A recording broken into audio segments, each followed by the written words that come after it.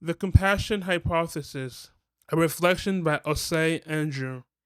This writing is a journey to untangle the intricate concepts of passion and compassion, exploring how they resonate in my life and their universal implications for you, the listener.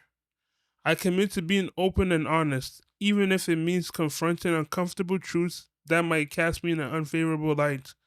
Honesty, whether shared with you or myself, remains paramount. Know the truth, and the truth shall set you free. Let's explore the structure of this paper. In the opening paragraph, I will delve into the intellectual dimensions of compassion and passion. The following section will candidly address my personal shortcomings, especially my historical lack of passion for myself and how this affected my compassion for others. Personal and anecdotal experiences will illustrate these points. In the final paragraph, I will reflect on the impact of watching The Passion of the Christ as a child, exploring how this narrative shaped my worldview. Sunday mornings, attending Lima Memorial Baptist Church had its routine ritual of hanging a blue banner with white block letters. It read, "A community church with a passion for God and compassion for people." The slogan formed the inspiration for this paper and its title. Let's begin with the term passion. According to the Merriam-Webster Dictionary, passion encompasses three modes of reference: emotion, love, and suffering. It's a remarkably bipolar word, oscillating between extremes. I draw this comparison with a touch of humor, acknowledging my own bipolarity. Life's burdens can push individuals to mental breaking points, leading to conditions like schizophrenia or alcoholism.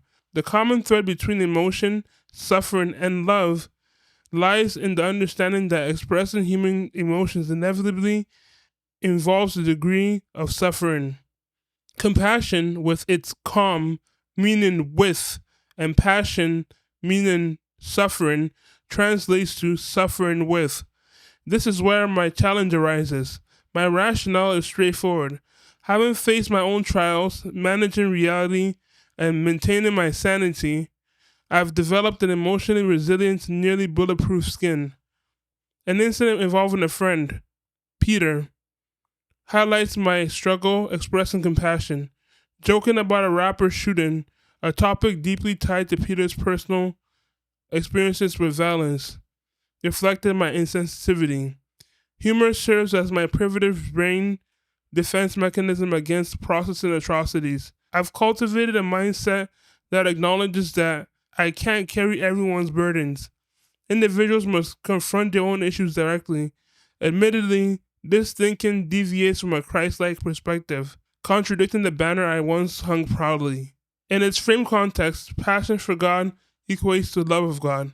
In this personal exercise, I invoke the name of God without imposing beliefs, recognizing that interpretations may vary.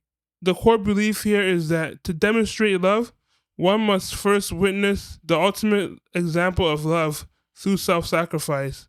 Transitioning to the movie The Passion of the Christ, the title resonates with John 3:16, expressing God's profound love for the world. This biblical context illustrating God's apparent bipolarity, oscillating between wrath and love, struck me as paradoxical. Though vivid and gory, the movie failed to evoke empathy for Jesus' suffering. I've always been polite and generous, offering strategic solutions to alleviate others' pain. Despite instances of compassion, I find it easier to relate to the Roman soldiers and Jesus' crucifiers. Does this make me a terrible person or merely immature in processing others' suffering as if they were my own? In conclusion, my concern about extending kindness, time, and resources to those in need lies in the potential misinterpretation of my compassion as a weakness. Pushing me to my limits can trigger a loss of self composure, revealing a darker side. My philosophy is rooted in the idea that true friendship involves going to the extremes for someone, yet antagonism can unleash the devil within me. The walls I've constructed around myself, akin to the walls of Jericho, are the consequence of the pain and trauma I have endured.